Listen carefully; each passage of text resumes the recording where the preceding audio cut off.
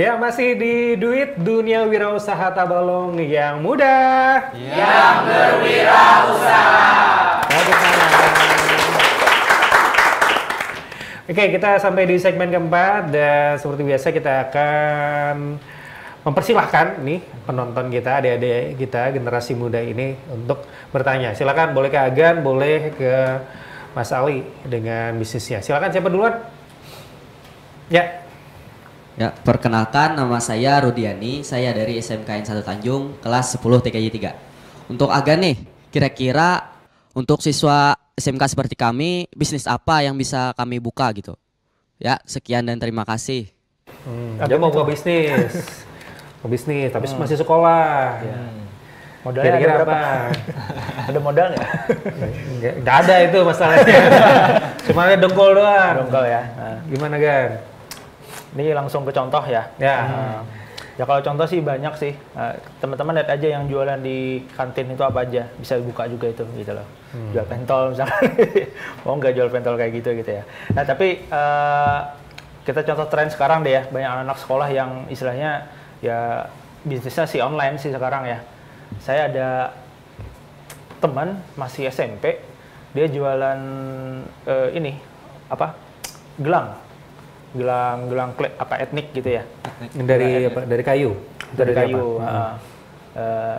Lumayan tuh omsetnya, dia nggak produksi, dia cuma ngambil dari produsen ratusan juta sebulan gitu loh. Nah, jadi memang cocok untuk anak-anak sekolah ini memang yang online ya. Satu, tidak terikat waktu kan, teman-teman bisa sambil sekolah ya, bisa sambil aktivitas sekolah. Tidak harus jaga toko ya, teman-teman bisa ngerjain di mana ya selama ada smartphone. Ya. Karena online ya. Ya, karena online gitu loh. Nah, yang ketiga, hindari yang istilahnya sifatnya itu produksi, ya maksudnya produksi itu ya bikin ini sendiri, produksi ya? masang, ya ini kan Produksi masih ya? produksi ya. Mungkin bisa reseller ya, atau jadi agen. Ada juga namanya dropship ya. Dropship itu kita jualkan produk orang tanpa harus nyetok ya. Meskipun saya nggak penganut dropship gitu ya. Tapi ada itu opsi lah, pilihan gitu loh. Di luar kontroversinya. Tahu dropship nggak? silakan. Dropship kita, nih misalkan Mas Ali punya produk, saya mau jualkan ya, tapi saya nggak nyetok. Tapi kalau ada orang beli, baru saya ambil barangnya gitu loh.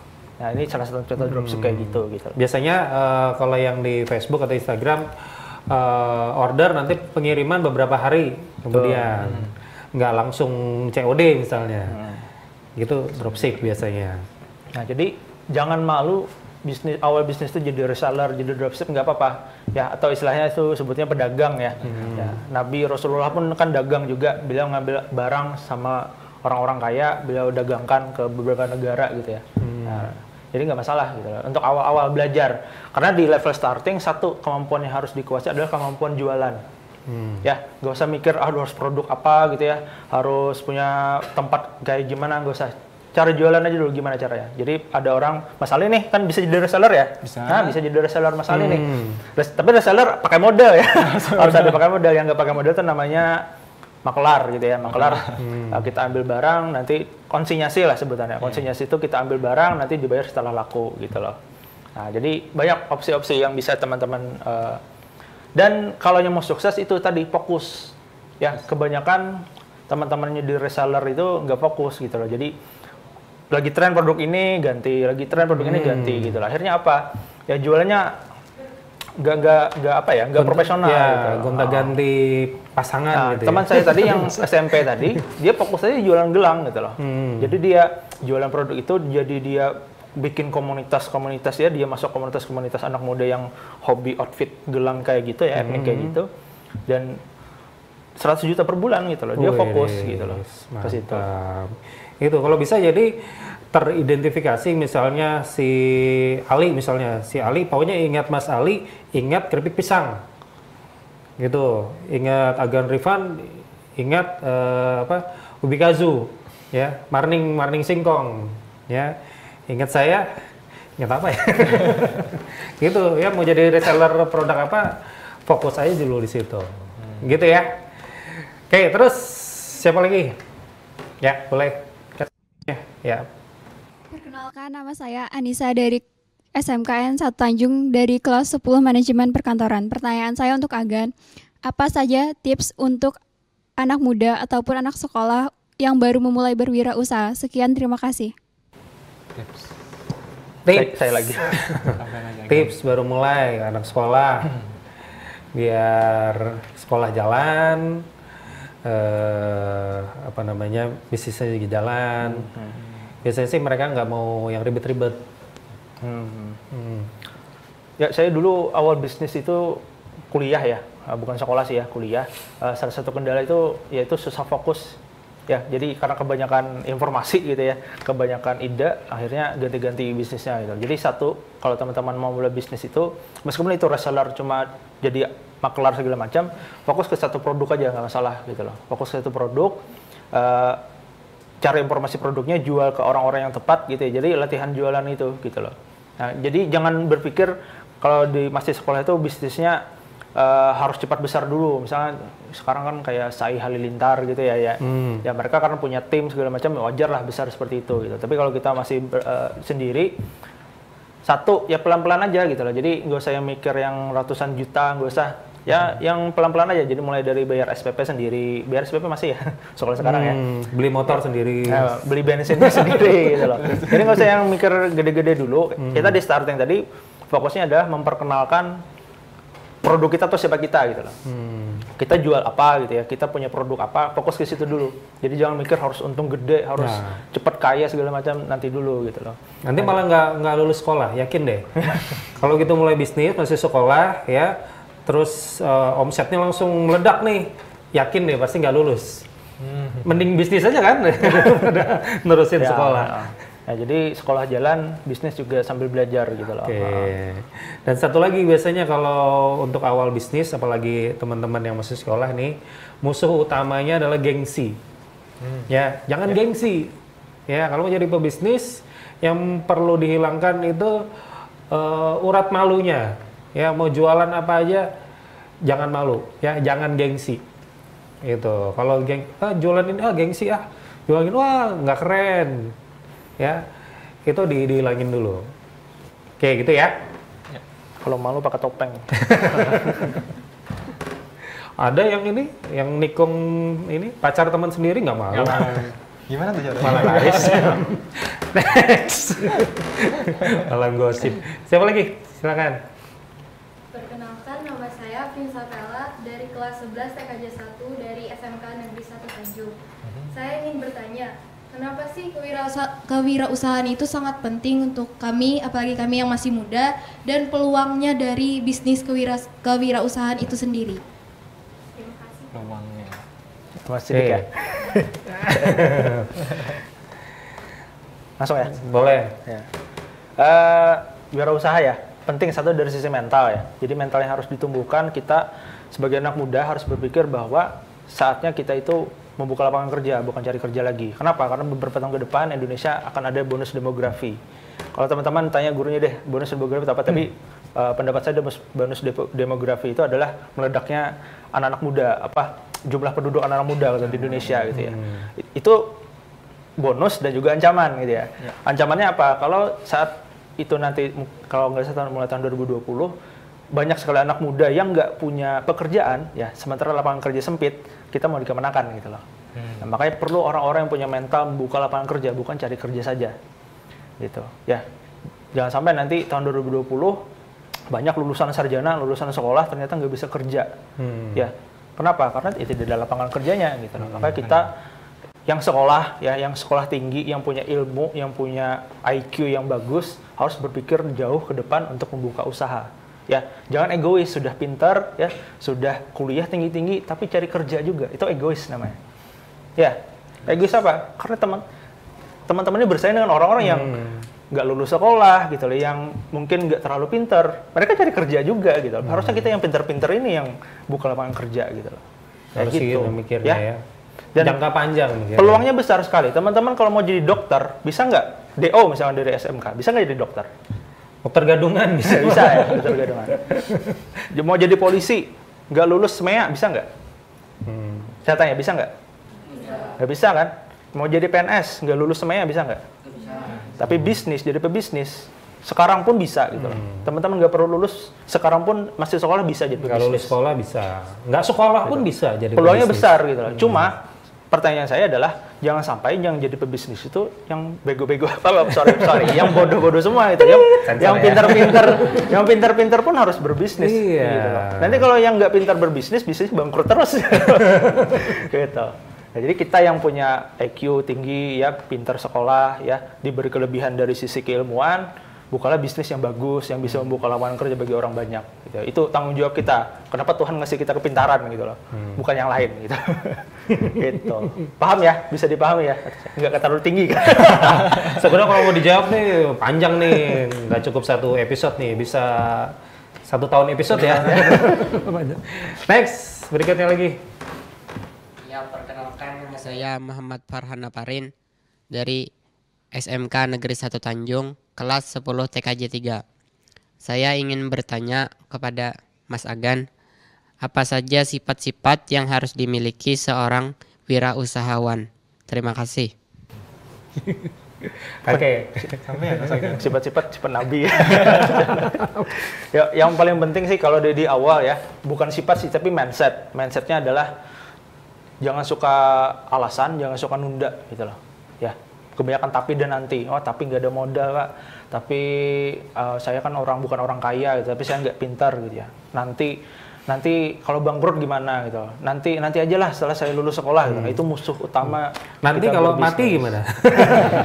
Nggak sempat gitu, lagi. Nggak sempat lagi gitu kan. Nah, jadi musuh utama bisnis untuk pemula biasanya itu gitu loh. Nanti. Ya, nanti aja lah habis lulus tambah banyak nanti persaingan gitu loh. Yang penting sekarang aja gitu. Nantilah kalaunya sudah ada modal ya, nunggu modal nggak ada modalnya gitu loh. Jadi yang harus diinikan kunci sukses utama ketika teman-teman baru mulai itu adalah mindset tapi dan nantinya itu loh, nunda dan alasannya itu dihilangkan. Dibuang jauh-jauh tuh. Betul. Jadi kalau mau Tidak ada mulai kata bisnis nanti. sesegera mungkin gitu loh. Gak apa-apa.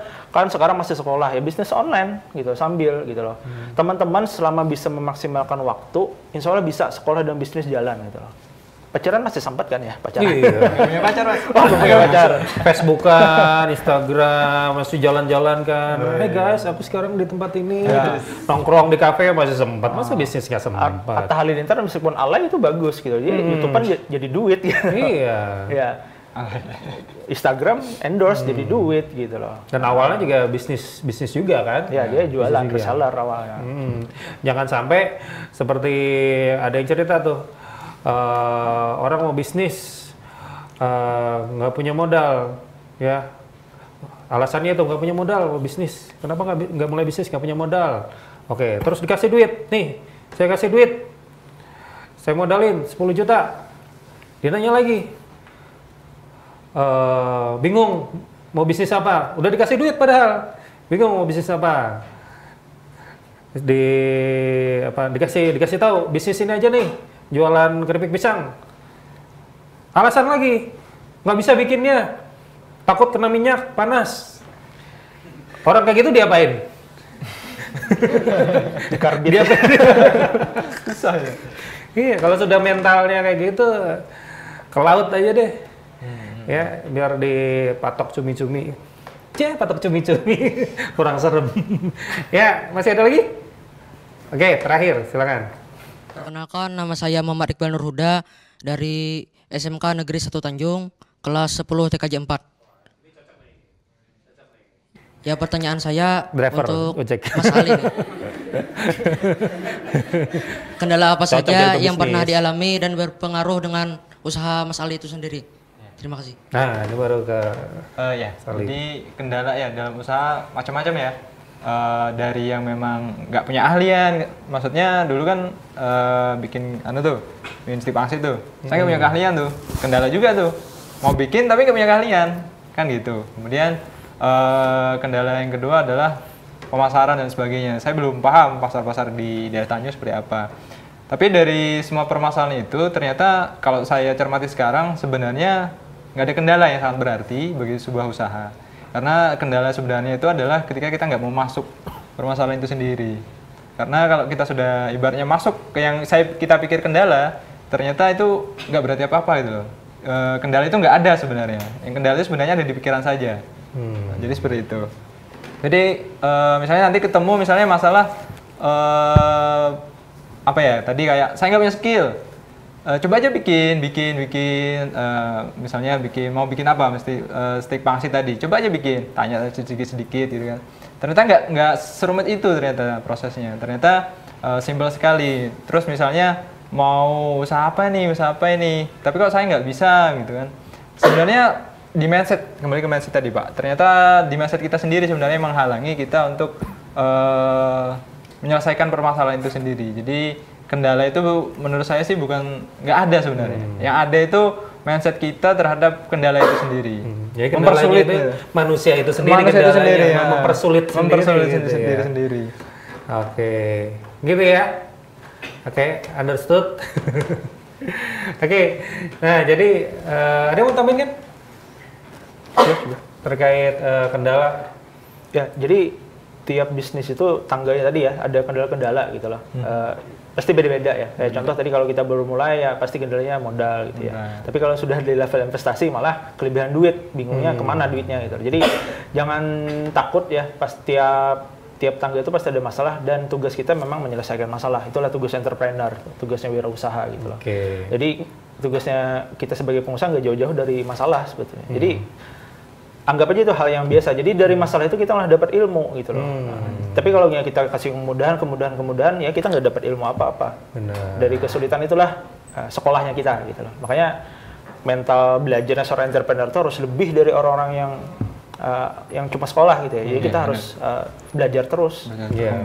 Karena pada dasarnya bisnis itu praktek ya, bukan sekedar teori-teori aja. Makanya tadi di awal kita sampaikan bahwa yang kebanyakan teori itu justru nggak bakalan jadi pebisnis, tapi yang justru langsung praktek, ya belajarnya itu dari pengalaman. Ya kata orang bahasa Banjarnya learning by doing. Itu bahasa Banjar ya? Banjar. Sakalua. Kayak gitu ya. Dan problem itu pasti ada. Ya, jadi nggak usah takut. Jadi problem itu hal biasa. Ya. Problem itu karena pasti ada, pasti ketemu gitu loh, pasti ketemu. Kalau sekolah aja kan pasti ada ujian, pasti ada masalah lah sama teman, sama guru, sama yang lain-lain. Ya, jadi jangan takut. Ya, yang paling penting adalah action langsung, praktek bisnisnya. Gitu ya teman-teman ya, tepuk tangan dulu. Oke, waktu kita sudah habis di acara Duit edisi kali ini. Terima kasih teman-teman dari SMKN 1 Tanjung. Ya, SMKN 1 Tanjung, terima kasih. Besok mulai bisnis ya. Mas Ali, terima kasih. Ya, sukses dengan keripik pisang Sarabanya. Kita tunggu produk terbarunya lagi. Siap. Main rasanya. Agar Rifan, terima kasih. Terima kasih. Dan buat sobat di rumah yang ingin tampil juga ya sekaligus promosi produknya di acara kita di Duit, silahkan kontak TV Tabalong, bisa lewat Instagram, Facebook ya, atau WA ada ya. Ada WA ya, nanti ditampilkan di bawah. Friendster nggak main lagi. Oke, terus juga yang ingin jadi penonton kita ya boleh juga hubungi kita di situ ya, Instagram, Facebook, di situ juga boleh. Dan untuk para penanya ada hadiah buku spesial dari Gramedia Exhibition Tabalong. Tepuk tangan dulu dong. Kita di penghujung acara, ketemu lagi minggu depan ya. Jangan lupa di Duit Dunia Wirausaha Tabalong yang mudah, yang berwirausaha. Sampai jumpa.